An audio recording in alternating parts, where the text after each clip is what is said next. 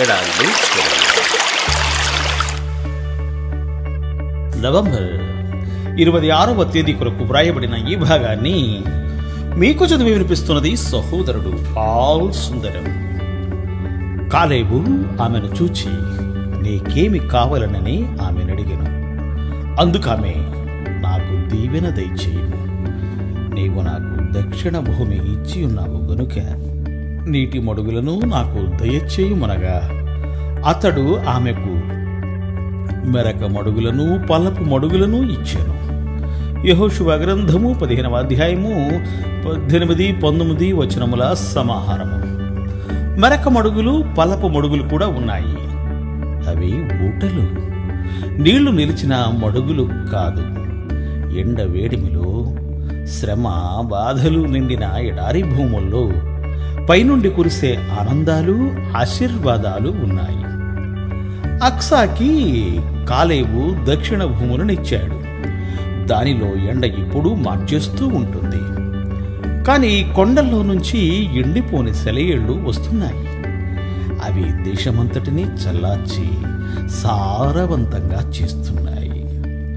జీవితపు పల్లపు భూముల్లో ప్రవాహాలు ఉంటాయి. కఠినమైన ప్రదేశాల్లో, ఎడారుల్లో, ఒంటరి ప్రాంతాల్లో ఇవి ఉంటాయి. మనమెక్కడ ఉన్నా ఈ మెరక మడుగుల్ని ఉపయోగించుకోవచ్చు. కనాను పర్వతాల్లో అబ్రహాము వాటిని కనుగొన్నాడు.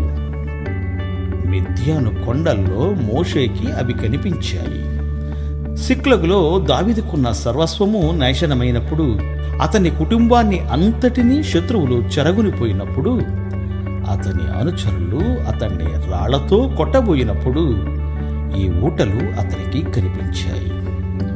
అతడు దేవునిలో తను తానే ఓదార్చుకున్నాడు. చెట్లు ఎండిపోయినప్పుడు, పొలాలన్నీ వాడిపోయినప్పుడు హబక్కుకు ఈ ఊటలను కనుగొన్నాడు. వాటిలో నుండి దాహం తీర్చుకున్నాక అతడు పాట పాడాడు. నా రక్షణకర్త అయిన దేవుని యందు నేను ఆనందించదను అని. సన్నహెరేబు దాడి చేసిన కాలములో యెషయాకి ఈ ఊటలు దొరికాయి. పర్వతాలు ఎగిరి సముద్రంలో పడిపోతున్నాయన్నంత కల్లోలం కలుగుతున్న విశ్వాసం మాత్రం తన పాట పాడుతూనే ఉంది. దేవుని పట్టణమును తన ధారల వలన ఆనందభరితము చేయునది కలదు. దేవుడే దాని మధ్యనున్నాడు, అది కదిలించబడదు. అగ్నిగుండాలలో హతసాక్షులు ఈ ఊటల్ని చూశారు. సంస్కర్తలు శత్రువులతో సంఘర్షణల మధ్య ఈ ఊటల్లోనిది తాగారు. మన హృదయాల్లో ఆదరణకర్త ఉంటే సంవత్సరం పొడుగునా మనకు అవి అందుబాటులో ఉంటాయి. దావీదుతో కలిసి చెబుదాం, నా జలధారల నీవు దేవా నీలో ఉన్నవి అని. ఈ ఊటలు ఎన్ని ఉన్నాయో, ఎంత ప్రశస్తమైనవో. దేవుని పరిపూర్ణతను చేజిక్కించుకోవడం ఎంత మంచిది. ఎడారి అంతు లేకుండా ఉంది, ఎడారి బోసిగా ఉంది. దాహం తీర్చే ధారలెక్కడున్నాయి, తుఫానికి ఆశ్రయం ఎక్కడ ఉంది. ఎడారి చాలా ఒంటరి ప్రదేశం, ఆదరించే మాటలు వినబడని దేశం.